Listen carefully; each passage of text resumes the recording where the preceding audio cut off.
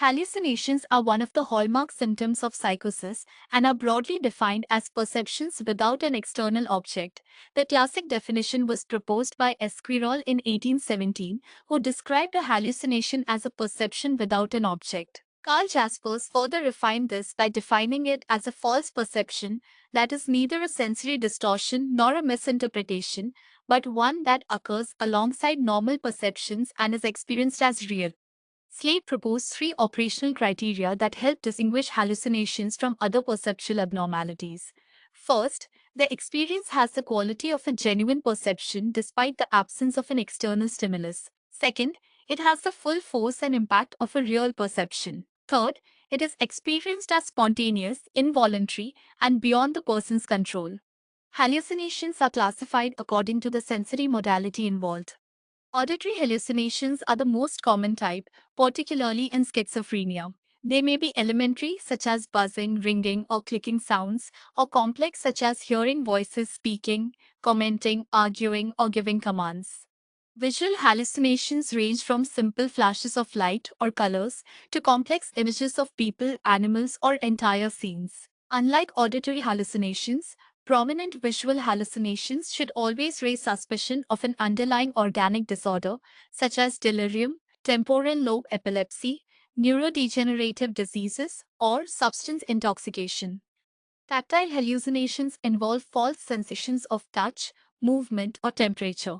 A classic example is formication, in which patients feel insects crawling on or under their skin. These are commonly seen in alcohol withdrawal delirium and cocaine intoxication. Olfactory hallucinations consist of perceiving smells that are not actually present, often unpleasant odors such as burning rubber, rotten flesh, or smoke. These are particularly associated with temporal lobe epilepsy, especially uncinate seizures. Gustatory hallucinations involve abnormal taste sensations such as metallic, bitter, or acidic tastes. They may occur in schizophrenia, often in association with delusions of poisoning, and can also be seen in temporal lobe epilepsy. Somatic or visceral hallucinations are false sensations arising from within the body. Patients may report that their organs are moving, being removed, twisted, or otherwise altered. These are frequently encountered in schizophrenia. Several special types of hallucinations are important for postgraduate examinations. A functional hallucination occurs when a real external stimulus triggers a hallucination in the same sensory modality. Both the real stimulus and the hallucination are perceived simultaneously. For example, a patient hears the voice of God only while listening to the ticking of a clock. The clock is genuinely heard, but the hallucinated voice occurs at the same time and in the same modality. A reflex hallucination occurs when a stimulus in one sensory modality produces a hallucination in another modality. For example, hearing someone write may produce a painful sensation in the stomach.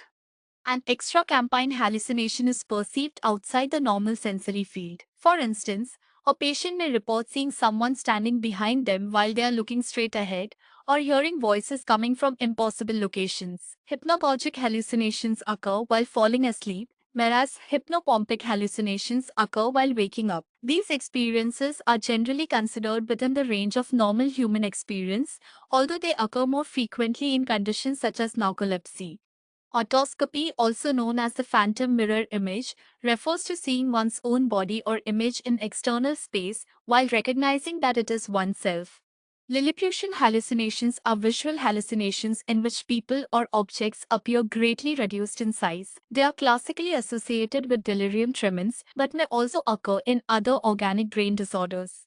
When evaluating hallucinations clinically, always identify the sensory modality involved. Whether the experience is elementary or complex, the patient's degree of insight, the associated psychopathology, and whether the pattern suggests a primary psychiatric disorder or an underlying neurological or medical condition.